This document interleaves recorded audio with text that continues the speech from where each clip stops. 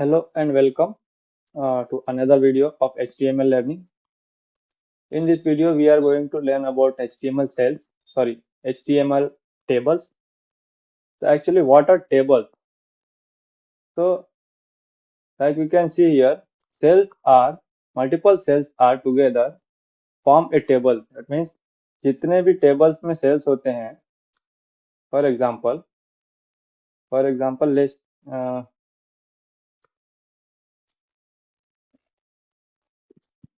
मान लीजिए कि ये एक टेबल है.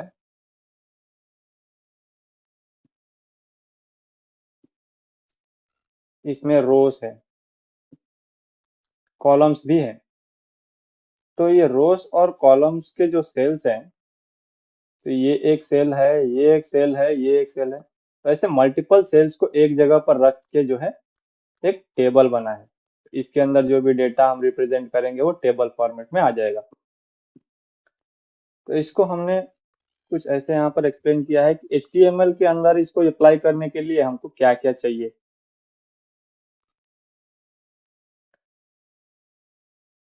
HTML में सेल्स को रिप्रेजेंट करने के लिए हमको किन किन टैग्स के यूज होने वाले हैं, कहाँ कहाँ पर उसको यूज करने वाले हैं, इसके बारे में हम प्रैक्टिकली देखेंगे. पर उसके पहले हमारा थ्योरी पार्ट जो कवर करना है वो है, सबसे पहले टेबल को रिप्रेजेंट करने के लिए हमको टेबल टैग का यूज करना है. टेबल. ओके. यहाँ पर हम देख रहे हैं कि हमारे पास TD का टैग है, TH का भी है, कैप्शन का भी है और TR का भी है. इन सबको कहाँ कहाँ पर यूज करते हैं. TD बेसिकली रिप्रेजेंट करता है टेबल के सेल के डाटा को. जैसे कि ये टेबल है, तो इसमें ये एक सेल है, ये एक सेल है. तो इस सेल के अंदर के डेटा को या फिर इस सेल को जो है रिप्रेजेंट करता है TD. अभी ये TD का तो हमने देख लिया, पर चल में ये TR जो है, ये TR का क्या काम है. ये भी तो डेटा ही रिप्रेजेंट कर रहा है, बट कहाँ पर रिप्रेजेंट कर रहा है. तो ये डेटा नहीं रिप्रेजेंट कर रहा है, ये बता रहा है कि TD जो ये सेल है, सेल के पोजीशन क्या होनी चाहिए. मान लीजिए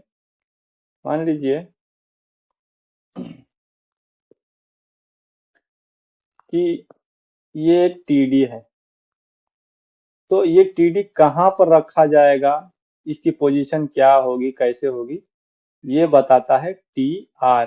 TR का मतलब होता है टेबल का रो. ओके. तो इस रो के अंदर जो भी TD प्लेस किया जाएगा वो एक रो बनाएगा. एग्जाम्पल, TR ये एक रो हो गया ओपनिंग, और ये एक TR हो गया क्लोजिंग. ओके. और इसके अंदर जितने भी TD आएंगे,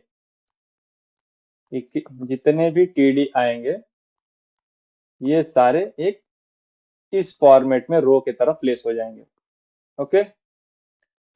वापस चलते हैं. TH क्या होता है. TH का काम ये है कि आपने देखा होगा जब भी हम कोई टेबल रिप्रेजेंट करते हैं, उस टेबल की जो टॉप लगती है, एग्जाम्पल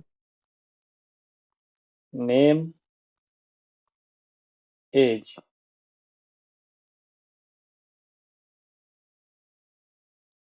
एग्जाम्पल ये ले लेते हैं कि टॉप में मान लीजिए कि कुछ हेडिंग है. ये ये जो डेटा है इस टेबल की हेडिंग है, ये दोनों. तो इसी को रिप्रेजेंट करने के लिए TH का यूज किया जाता है. और TH का यूज भी कहाँ होता है, टेबल के रो में ही होता है. क्योंकि देखिए ये भी एक रो के अंदर ही है, ये एक रो के अंदर ही है. तो यहाँ पर हम TD की जगह TH भी लगाएंगे, कब, जब हमको टेबल की हेडिंग देनी होती है. ओके. यहाँ पर हमारे पास दो हेडिंग्स है, तो इसलिए हम दो दो लाइंस लिख सकते हैं यहाँ पर TH की, TH और यहाँ पर एक TH. ओके. सेम इसी तरह हमने एक और चीज देखा, यहाँ पर हमारे पास जो है कैप्शन है. कैप्शन का क्या काम है, ये कॉल स्पैन और रो स्पैन, ये मैं आपको प्रैक्टिकली दिखाऊंगा. मैं अभी इसके बारे में बात नहीं करूंगा, जब आप देखेंगे तभी आप समझ जाएंगे कि एक्चुअली ये कॉल स्पैन और रो स्पैन क्या है। अभी मैं कैप्शन बताता हूँ क्या है। तो कैप्शन कुछ ऐसा है, मान लीजिए कि ये आपने टेबल दे दिया, ये टेबल किसके बारे में है। अब रैंडमली कुछ भी तो यहाँ पर हम कुछ ये नहीं दिखा सकते, बट इस टेबल का जो हेडिंग होता है कि हाँ ये टेबल जो है स्टूडेंट डिटेल्स के बारे में है, स्टूडेंट्स के बारे में है। तो ये स्टूडेंट्स का जो टेक्स्ट जो है हमने कैप्शन यूज करके डाल सकते हैं, ये कैप्शन यूज करके डाल सकते हैं कैप्शन टैग। और ये कैप्शन टैग ना, कैप्शन टैग जो है टेबल के अंदर आता है। तो अगर हमारा ऐसे टेबल का टैग स्टार्ट होगा तो इसके अंदर जो है हमारा कैप्शन आएगा, और इस कैप्शन के अंदर जो हम स्टूडेंट डालेंगे कैप्शन, यहाँ पर हमारा टेबल क्लोज होगा, और जो भी हमारे अदर रोज होंगी वो इसके अंदर आएंगे। पर ये कैप्शन डिसाइड करेगा, कैप्शन बताएगा कि टेबल का जो है नाम क्या है, इस टेबल का ये नाम क्या होगा। तो थियोरिटिकली ये एक टेबल है। अगर इसको हम प्रैक्टिकली समझे तो हम अपना ओपन करेंगे सबलाइन एडिटर, हम अपना एडिटर ओपन करेंगे और वहां से समझेंगे कि एक्चुअली पर मैं इसके लिए पुराना वाला प्रोजेक्ट यूज नहीं करूंगा, हम कुछ नया यूज करते हैं, थोड़ा क्लीन क्लीन रहेगा। इसके लिए मैं एक और प्रोजेक्ट बनाऊंगा, न्यू फाइल। इसको मैं कंट्रोल एस से सेव करूंगा, सेव एज करूंगा। इसका नाम मैं दूंगा, लोकेशन आप कहीं पर भी रख सकते हैं, मैं सेम फोल्डर में रखता हूँ। इसका नाम मैं देता हूँ table.html। Okay, control save. हमारा स्टार्टिंग टैग जैसे कि आपको पता है heading. Okay, HTML close. Okay, मैं यहाँ पर कुछ एक नया ट्राई करने वाला हूँ, देखते हैं वर्क करता है कि नहीं।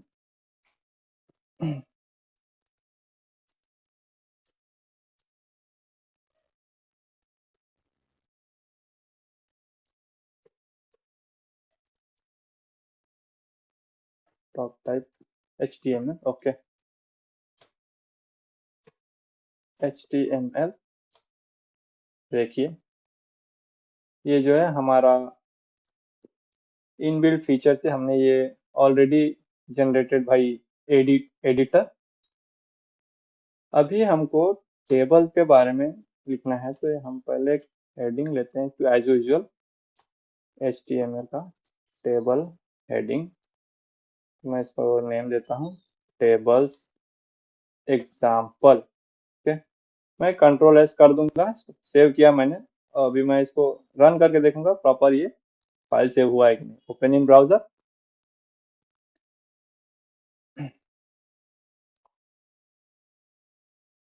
ओके, तो ये हमारा प्रॉपरली सेव हो गया है, फाइल जो है वर्क कर रहा है। अभी हम इसके अंदर टेबल्स के बारे में करते हैं। टेबल्स में सबसे पहले क्या चीज चाहिए हमको, टेबल्स के लिए सबसे पहले हमको टेबल का टैग चाहिए। ये मैंने लिया टेबल टैग, इसको किया ओपन एंड क्लोज। टेबल के अंदर और एक क्या चीज होती है, तो रो होती है, टेबल रो। इसको मैंने किया क्लोज। ओके, रो आ गया। ये हमारा पहला रो, मान लीजिए कि ये हमारा पहला रो है। इसके अंदर मैं कुछ टेबल का डेटा देता हूँ, तो TD। ओके, अब मान लीजिए पहला डेटा जो हो गया हमारा नेम हो गया, और ये पहला सेल है मान लीजिए। अभी मैं वापस से इसको दूसरा सेल, ये दूसरा सेल, ये तीसरा सेल। तो नेम हो गया। अब मैं यहाँ पर एज देता हूँ, और यहाँ पर दिया मैंने क्लास। फाइल को करेंगे कंट्रोल एस सेव, और चलते हैं ब्राउजर पे, रिफ्रेश करूंगा, देखिएगा रिफ्रेश। यहाँ पर नेम एज और क्लास आ गया। मैं जूम इन करके दिखा रहा हूँ, ये देखिए ये कुछ एक्स्ट्रा है, चेंज करना है। ओके,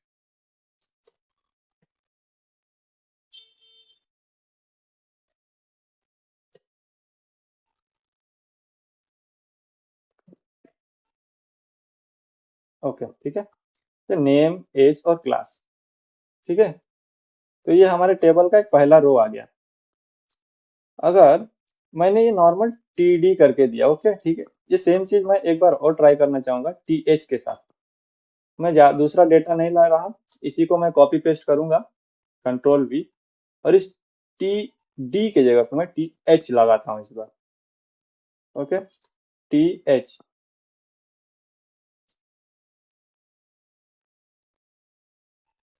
ये रहा टी एच। और सेम मैं ये सेकेंड और थर्ड लाइन के लिए भी इसी को कॉपी पेस्ट करता हूँ।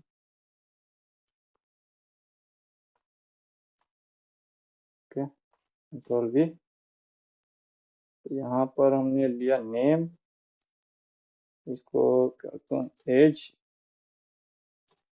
और वापस से यहाँ पर क्लास। ओके, तो एग्जाम्पल के लिए मैं यहाँ पर ना नेम ही लेता हूँ, रोहित 15 9th।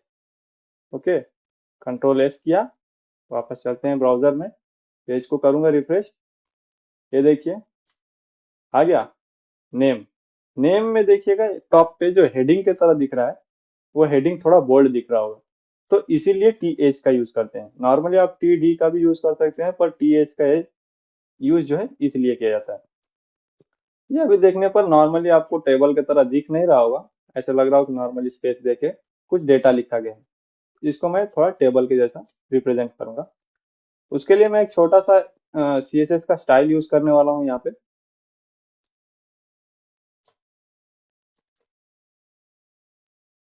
स्टाइल, तो ये स्टाइल जो है मैं इस टेबल टाइप पे, टी आर टाइप पे, सॉरी, इस टी एच टाइप पे और टी डी टाइप पे यूज करने वाला हूँ। स्टाइल टेबल कामा टी डी कामा टी एच, ये CSS का पार्ट है। CSS अगर आपको ना पता हो तो डोंट वरी, हम आगे इसके बारे में देखेंगे। T H,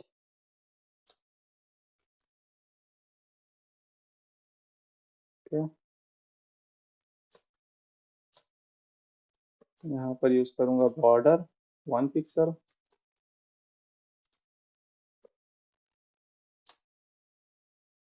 solid black, control S, browser पे, पेज रिफ्रेश, ये देखिए अभी बॉर्डर्स दिख रहे हैं। तो इससे हमको पता चल रहा है कि ये एक टेबल है। इसमें थोड़ा और सैंपल डाटा हम ऐड करते हैं और देखते हैं कि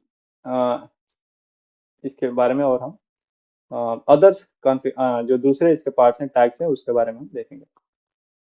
तो ये हमारा, ये पहला हो गया रो, ये हो गया दूसरा रो, ये हो गया दूसरा रो। अब ये हमको एक और, मान लीजिए एक और रो ऐड करना है। हम क्या करेंगे,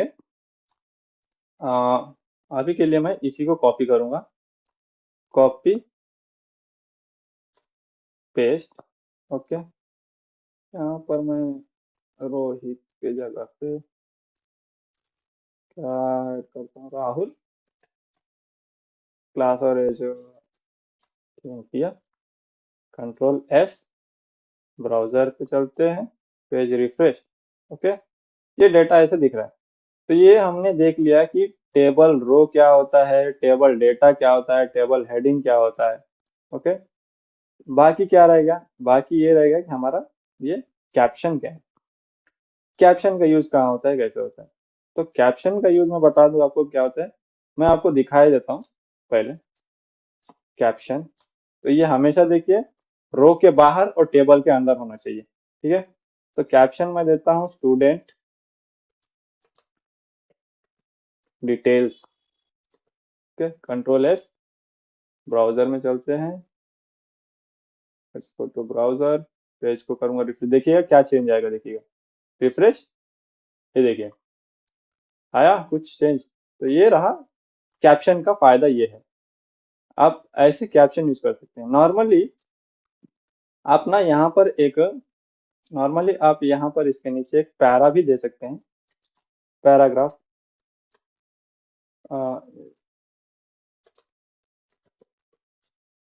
स्टूडेंट डिटेल्स कंट्रोल एस, अभी के लिए मैं इसको कमेंट आउट करता हूँ और कंट्रोल एस रिफ्रेश करते हैं। सॉरी, कमेंट नहीं है, तो मैं इसको रिमूव करता हूँ।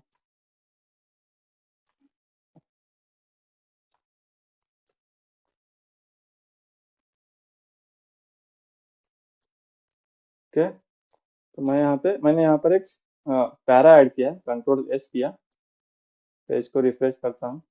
अभी देखिए, तो नॉर्मली ऐसे भी हम इसको दिखा सकते हैं कि ये इसका नेम है, बट जब हम कैप्शन का यूज करते हैं तो कैप्शन यूज करने पे हमको ये पता चलता है कि हाँ, हमको सेंटर अलाइनमेंट वगैरह ये सब नहीं करने की जरूरत नहीं पड़ती है।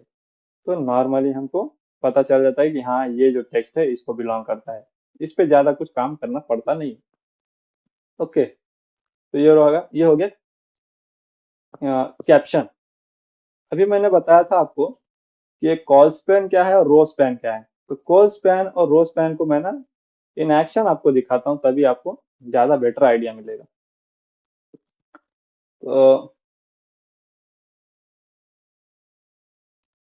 तो कॉल स्पैन का यूज कहाँ पर होता है? कॉल स्पैन जनरली ना, कॉल स्पैन या रो स्पैन जो होता है, टेबल डेटा पे यूज होता है। टेबल डेटा पे इसलिए हो जाता है कॉल स्पैन, मान लीजिए अभी के लिए, मान लीजिए अ, कि आपके पास जो है ये टेबल है, ये टेबल है। मान लीजिए किसी वजह से आपको ये दोनों टेबल, एक ये दोनों सेल्स जो है एक साथ चाहिए, हाँ, या फिर ये दोनों सेल आपको एक साथ चाहिए बट नीचे आपको सेम चाहिए। तो इन जगहों पे जो है कॉल स्पैन और रो स्पैन काम आता है। मैं आपको अप्लाई करके दिखाता हूँ, ऐसे आपको शायद थोड़ा कंफ्यूजन लग रहा होगा। मान लीजिए कि अभी हमारे पास कितने, एक, दो, तीन, ओके, तीन हमारे पास सेल्स जो हैं वर्टिकली, और ये देखिए एक, दो, तीन, तीन रोज ऐसे हैं, एक, दो, तीन, एक, दो, तीन, ओके। तो मैं इनमें से एक पे आपको मैं कॉल स्पैन अप्लाई करके दिखाता हूँ। नॉर्मली मैं यहाँ पर मान लीजिए कि 2 रखता हूँ और मैं पेज को करता हूँ सेव, वापस ब्राउजर पे चलते हैं और रिफ्रेश करते हैं, देखते हैं, देखिएगा चेंज क्या होगा। रिफ्रेश, ये देखिए हुआ क्या। मैंने कहाँ पर, ये देखिए यहाँ पर ऊपर आपको दो सेल्स अलग अलग दिख रहे हैं बट नीचे आपको दो सेल्स मिलाकर एक दिख रहे हैं। मतलब इस रो पे हमने कॉल स्पैन का यूज किया है, और यहाँ पर देखिए एक्स्ट्रा जो है बाहर निकल गया है। तो यहाँ पर हुआ ये है,